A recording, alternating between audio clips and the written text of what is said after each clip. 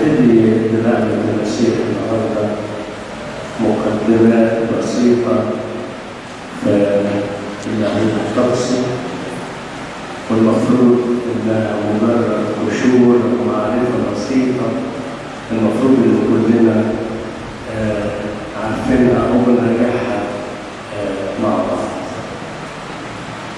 ليس الهدف أيها الأحباء من هذه الدراسة هو النقد. إحنا بعد فترة وبركة سيدنا هنتكلم النهارده في شوية مقدمات للاهوت الطقسي، لكن سيدنا بعد كده هيكلمنا بالتفصيل عن الطقس وطقس القداس. مجرد احنا معرفة بسيطة أو مقدمة في الطقس عشان يبقى بعد كده عارفين الموضوعات بالتبع. ليس الهدف من هذه الدراسة أيها الأحباء والنقد، ولكن بناء الروح. أنا بعد فترة هلاقي إن عندي مجموعة من المعلومات الهدف منها بناء الروحي. مش هقول إنه الكاهن دخل الهيكل برجله الشمال، لا ده اللحن ده رأس هزة، لا ده مش وقته، لا ده وقته. لكن الهدف من هذه الدراسة معرفة جديدة للبناء الروحي تضعني على درجة جديدة من طرق الملكوت وتكشف لي سر جديد من أسرار ملكوت. كلمة طقس العربية جاية من كلمة تقسس. مش عارف قلت لك هحاول اتكلم بالعربي عن الانجليزي ولا مصطلحات اجنبيه، لكن هحاول اتكلم بالعربي عشان نقدر توصل المعلومه لنا. كلمه طقس العربيه جايه من كلمه تقسس القبطيه، ودي بمعنى نظام. وقبل كل شيء إلهنا إله نظام، والذي لا يعرف النظام لا يعرف. كلمة طقس هي المباشرة العملية للطقس والصلوات والإشارات اللي بتحصل خلال الطقس أو ممارسته لنا في الكنيسة. علم اللاهوت الطقسي بينقسم إلى 3 أقسام. القسم الأول علم اللاهوت الطقسي التاريخي، وده بيختص بالطقوس، نشأتها، تطورها، حتى وصلت إلينا بالصورة اللي بتمارس بيها بصورتها الحالية.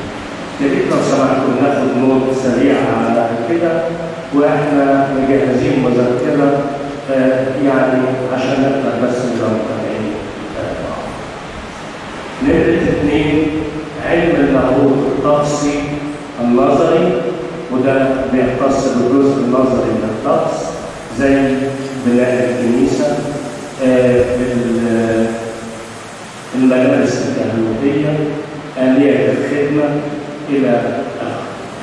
الجزء الثالث من علم اللاهوت الطقسي وهو علم اللاهوت الطقسي التطبيقي أو العملي، واللي هو بيمارس بالصورة العملية اللي بنشوفها دلوقتي.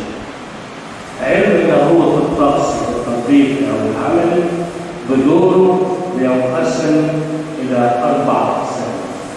النوع الأول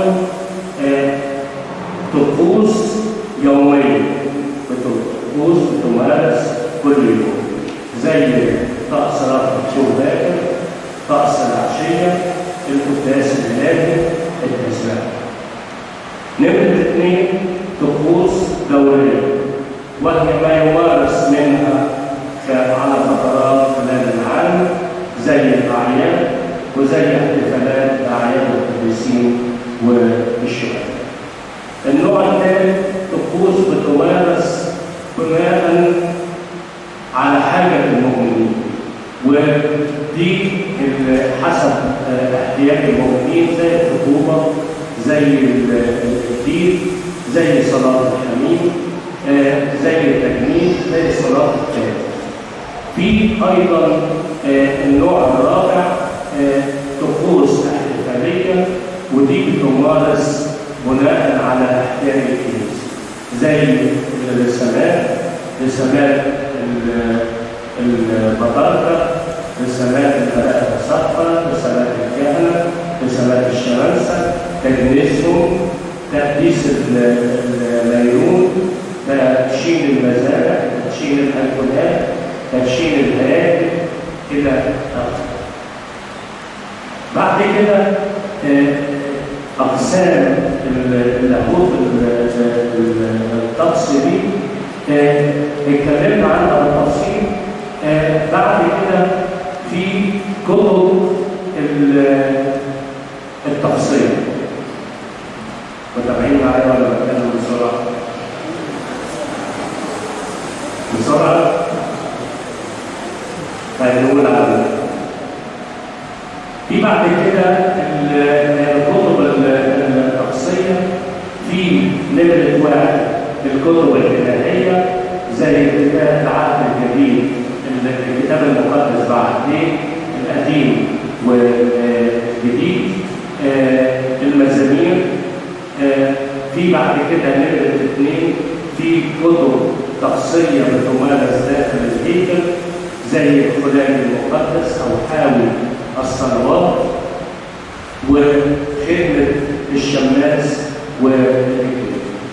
في كتب تقصية بتمارس أو بتقرأ خارج الهيكل، ودي منها نمرة 1 القطمارس الدوار، والقطمارس الدوار على جزئين.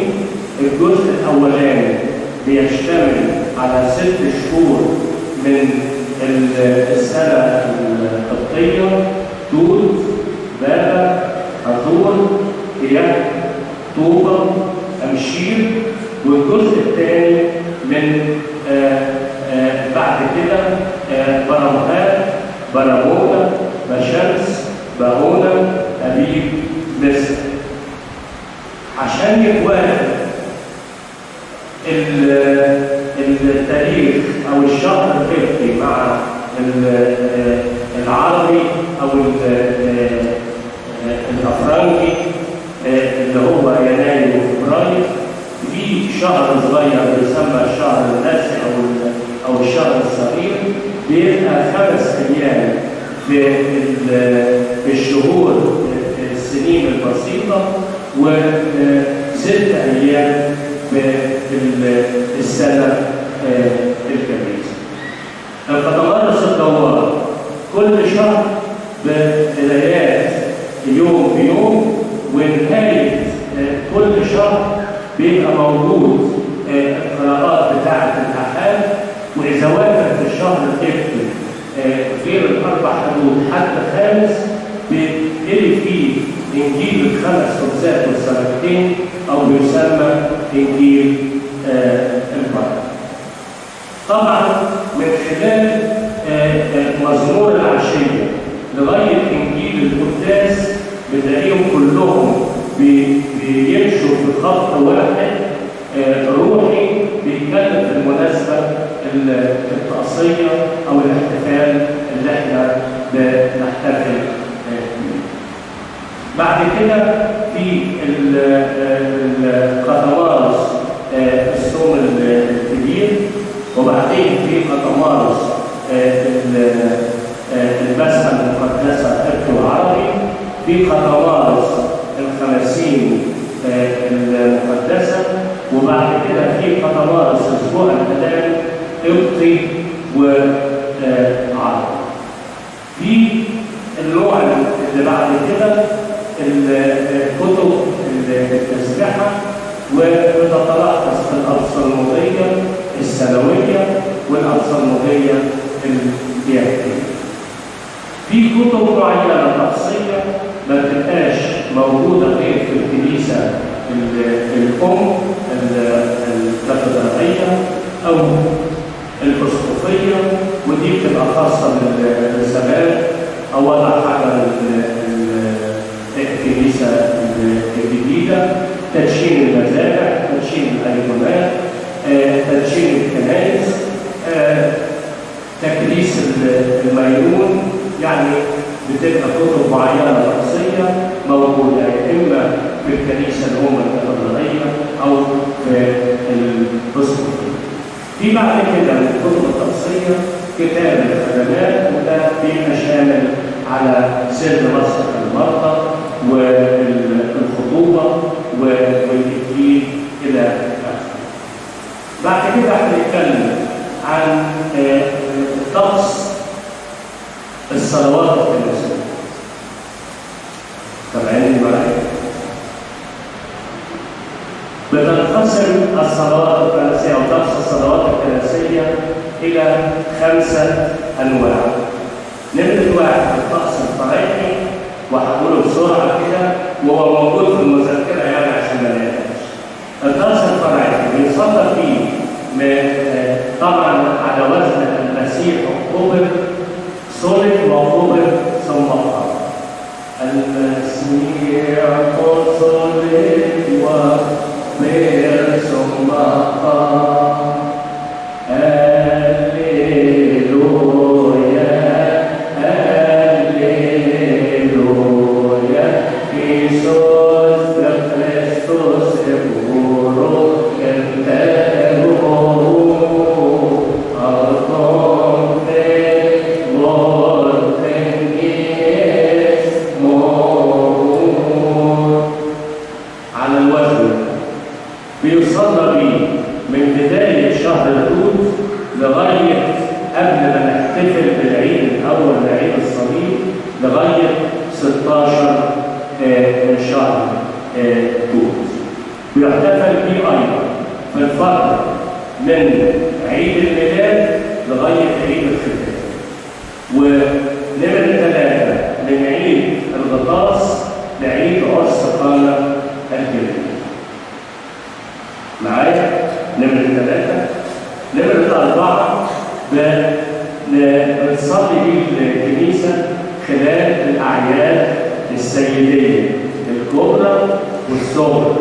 وطبعا لما هنقول الأعياد السيدية الكبرى أو الصغرى مش معنى كده إن في عيد كبير وعيد صغير، لكن الكبرى اللي هي مرتبطة بالخلاص، والأعياد الصغرى الأخرى.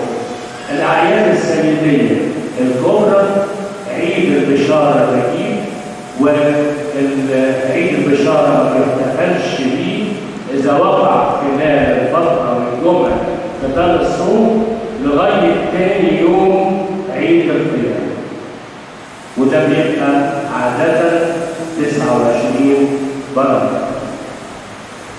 العيد الثاني عيد الميلاد المجيد، وده بنحتفل بيه 29 قيادة الشهر القيادي، وبيفصل بين عيد البشارة وعيد الميلاد 275 يوم اللي هي فترة الحمل الأهلي. في بعد كده عيد الغطاس، بعد كده أحد الشعانين، في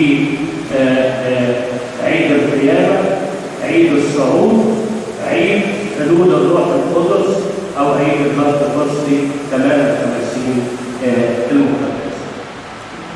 بيصلى أيضا بالطقس الفريحي خلال يوم 29 من الشهر القبطي، وهو تذكار دائم للبشارة والميلاد والقيامة. ليه 29؟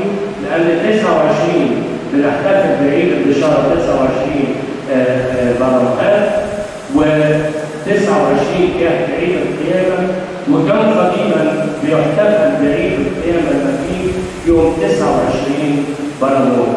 عشان كده اتخذ يوم 29 من الشهر القبطي تذكار دائم للبشارة والميلاد والقيامة. بعد كده في طقس الشعانين، وده بيصلى بيه خلال أعياد الصليب. العيد الأول اللي بتحتفل به الكنيسة من يوم 17 ليوم 19، والعيد الثاني يوم 10 برمضان، وفي أحد الشعانين، وهو الطقس الشعانين على وزن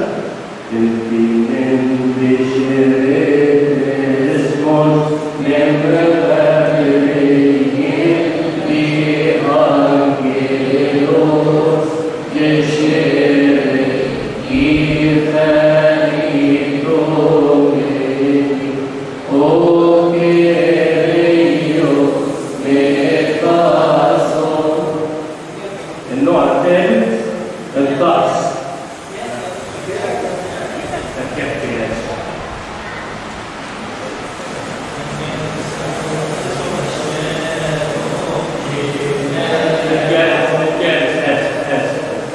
الجالس فوق الشرقي، الجالس فوق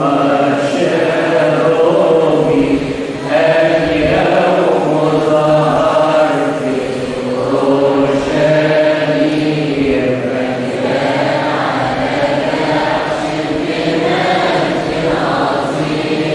وحوله تصنيع أو على وزن الشيء هناك وبالظبط شيرنا وبالستافروس الإبقانا ساسيسيس هو أبقصو إمبيرومي إنكيسو إخون إبقى راديسون. وأسف جدا الطقس الكياكي اللي من أول كياكي لغاية برامون عيد الميلاد المجيد على وزن تنت نمبي شريك بسوء. وده خلال أحد الشعانين واحتفالات بعيدي الصليب. الطقس بعد كده الطقس الصيامي. طوبى للرحماء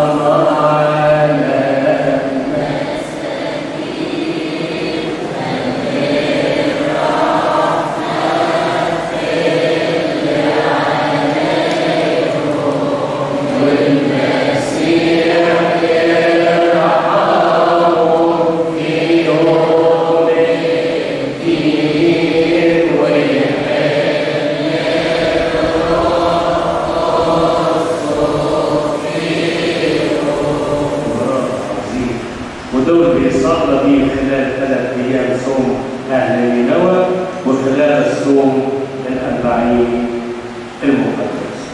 بعد كده في الطقس الصيامي، وغير الفترات اللي احنا اتكلمنا فيها على مدار السنة بتصلي بيه الكنيسة بالطقس السنوي، وده على وزن المسيح أنعم لنا بالقدر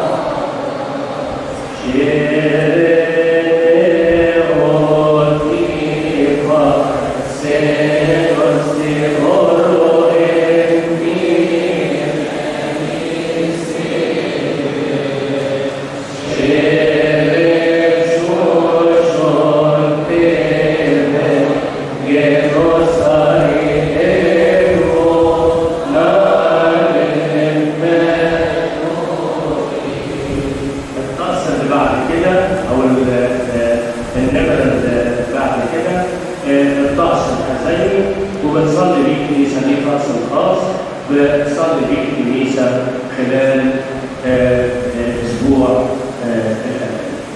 أطراف الخدمة الطقسية. يستحيل أن تقام خدمة طقسية بدون وجود ال3 رتب التالية: الكهنوت أو الكاهن والشماس والشعب. ما دام هنتكلم على الرتب الكهنوتيه يبقى عندي الرتبه الاولى اللي هي الاسقفيه، والرتبه الثانيه القسيسيه، والرتبه الثالثه الشماسيه. رتبه الاسقفيه طبعا بتنقسم القسم الاول اللي هو رئيس الاباء او الارشي ريفس، رئيس الاباء او رئيس الاسقفه، وبيليه المطران المتروبوليتيس،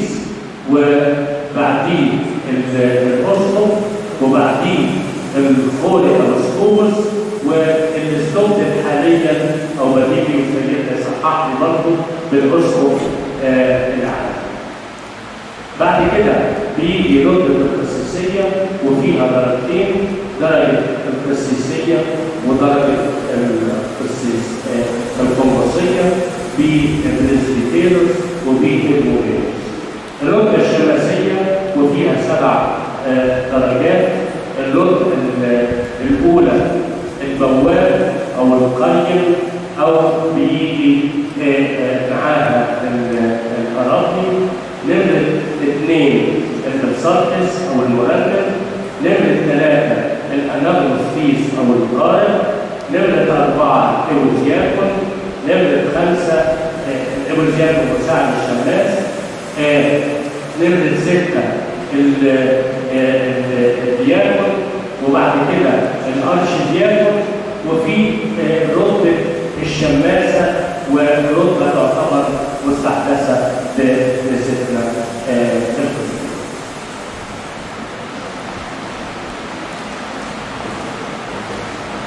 هنتكلم بعد كده عن احتفالات الكنيسة خلال الشهر القبطي. بتحتفل الكنيسة خلال الشهر القبطي ب3 مناسبات. طبعا انا براجع معاكم ان المفروض المعلومات دي انتوا عارفينها. في 3 مناسبات بنحتفل بيهم الكنيسه خلال الشهر القبطي. يوم 12 من كل شهر قبطي اللي هو تذكار الملاك الجليل القديم. يوم 21 من الشهر القبطي بتحتفل الكنيسه بتذكار دائم لسيداتنا وملكاتنا كلنا ولدت الله القديسه الطاهره مريم. يوم 29 من الشهر القبطي تذكار دائم للبشاره والميلاد والكتاب. بدأ اتكلمنا بالوسط كده عن اعياد السيده العذراء يوم 21، فبتحتفل الكنيسه ايضا للسيده العذراء ب5 اعياد. يوم 21 يوم 3 كيان تذكار دخول السيده العذراء الى الهيكل باورشليم. يوم 21 اكتوبر تذكار يعني امنا العذراء. يوم اول ما شمس ميلاد السيده العذراء.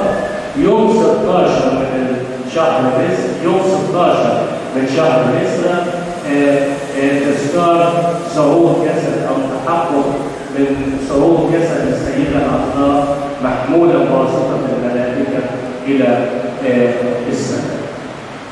في بعد كده يوم 21 بهونا تذكار اول تكريس اول كنيسه باسم السيده العذراء في مدينه في ليبيا. بجانب ال5 اعياد دول بتحتفل مصر بالذات ب3 اعياد اخرى للسيده العذراء. تكريس كنيستها بالدير المحبه، تكريس كنيستها بالمحبه، تذكار ظهور السيده العذراء بكنيستها بالزيتون يوم 24 برمضان اللي بيوافق 2 ابريل. في بعض الملاحظات الطقسيه. نمره 1 هنتكلم عليه قاعده البرامون. طبعا البرامون يعتبر اليوم السابق للاحتفال بالعيد، وبيتراوح ما بينه باليوم و3 ايام. فاذا وقع عيد الميلاد او الغطاس يوم 2 او بعد كده، فهيبقى البرامون اليوم اللي سبق فيه هيبقى يوم الاحد ويوم السبت. وطبعا لان البرامون بيصام انقطاعي، ويوم السبت لا يجوز فيه الصوم الانقطاعي، ويوم الاحد انتصار المسيحيه بالقيامه المقدسه فلا يجوز فيه الصوم الانقطاعي. عشان كده بيرحل ليوم الجمعه، وبيعتبر البرامون 3 ايام يوم الجمعه وبالصوم الانقطاعي، ويوم السبت ويوم الاحد طبعا مش هيبقوا انقطاعي. بالنسبه للايام اللي بيفطر فيها الصوم الاربعاء والجمعه، طبعا مش ممكن بيتفطر يوم الاربع والجمعه الا اذا جه عيد الميلاد او عيد الغطاس يوم اربع او يوم جمعه بجانب الخمسين المقدس. بالنسبه للمزامير اللي بتحكي قبل تقديم الحمل بتصلى صلاه الساعه الثالثه والسادسه ايام السبت وايام الاحد، وفي الايام اللي بتصلي فيها الكنيسه بالطقس الفرعي. بيضاف صلاه الساعه التاسعه في صومات اصوام الميلاد وصوم العذراء وصوم سادات اباء الرسل. بيضاف اليهم الغروب والنوم في 3 ايام صوم يمناوي وميلاوي وفي الصوم الكبير وفي أصوام البرد. احتفالات الكنيسة خلال الشهر المريمي أو الشهر القيامي بتحتفل الكنيسة ب4 تذكارات خلال شهر القيامة. الأحد الأول بتحتفل ببشارة الملاك زكريا الكاهن وأليصابات العاقل بالحمل بيوحنا المعمدان أعظم مواليد النساء. الحد الثاني تحتفل الكنيسة ببشارة الملاك يومنا العذراء بالحمل الإلهي. الحد الثالث بتحتفل الكنيسة بزيارة أمنا العذراء إلى أليصابات لتقديمها خلال الشهور الأخيرة من حملها. الحد الرابع بتحتفل الكنيسة بولادة يوحنا المعمدان أعظم مواليد النساء، ويجب أن تحتفل الكنيسة بهذه ال4 تذكارات قبل ما تحتفل بالحدث العظيم بميلاد السيد المسيح من السيدة العذراء.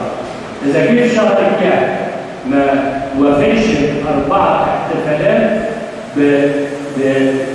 بيصير الأحد الأخير من شهر عاشور بنعتبره الأحد الأول من شهر الكهف، عشان لازم يتم السرد التاريخي والروحي لهذه الأحداث ال4 قبل الاحتفال بعيد الميلاد المجيد.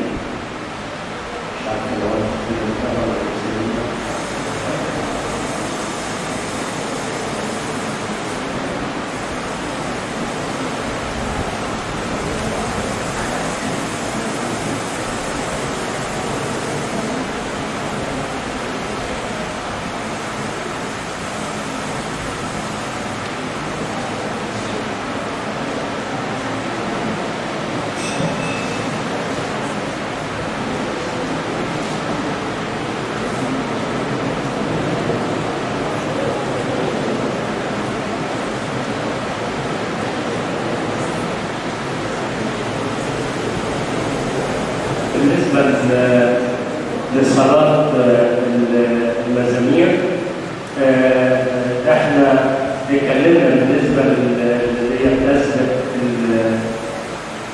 رفع الكور، رفع قبل ما نقدم الحمل، وذكرنا المناسبات اللي هي بتبتدي فيها سواء الثالثة والسادسة والثالثة والسادسة والتاسعة والغروب والنور.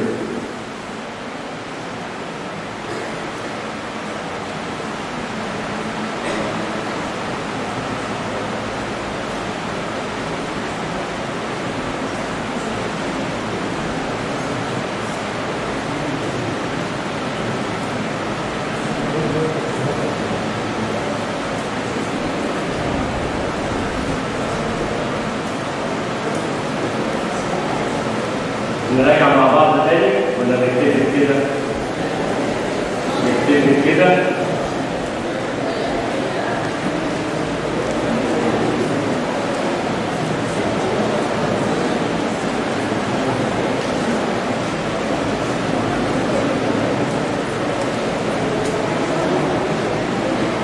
انا بقى بس مش هراجع.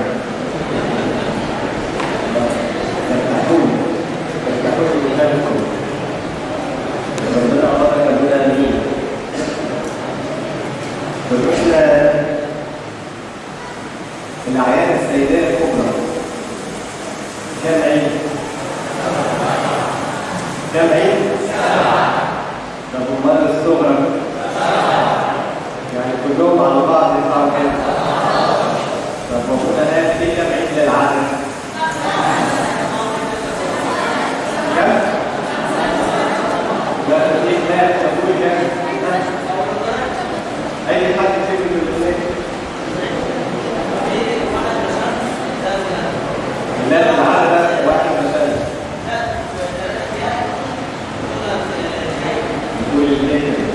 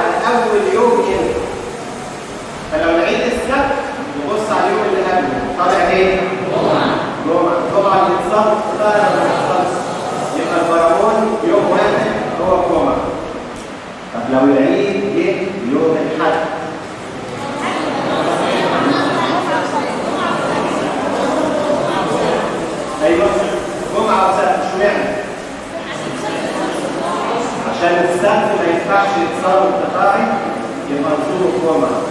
طب لو جيت الاثنين جمعة والسبت وحد.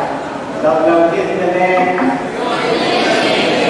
اثنين بس، ونجيب الأربع ثلاث بس، ونجيب خميس ونجيب جمعة. طب ونجيب سبت ونجيب حد ونجيب اثنين جمعة وسبت حد. طيب نسأل واحد سؤال عشان نسيبكم دول تشموا نفس شوية. عايزين سؤال صعب بقى. سؤال صعب. مين فيكم استعمل كتاب الإبصالمودية قبل كده؟ نسينا عنه استعمله. يعني مسك في ايده كده كتاب الإبصالمودية وفتحه وصلى منه. كام واحد؟ أو كام واحدة؟ إن شاء الله عايزين خلال الفترة بتاعتنا دي نتعود على إن إحنا نمسك كل كتب الكنيسة ونفتحها ونبص فيها. الكتاب ده اسمه إيه؟ سهل. الكتاب المقدس فيه كام عهد؟ العهد القديم والعهد الايه؟ طب والإبصالمودية بقى فيها ايه؟ اللي يعرف الإبصالمودية فيها ايه يدفع فيها. عايزين من عند البنات واحدة ورا خالص. في 4 مساحات كويس وايه تاني؟ و7 سلوكيات. طب حد من الشباب يزود لنا وفي ايه كمان؟ 4 مساحات و7 سلوكيات.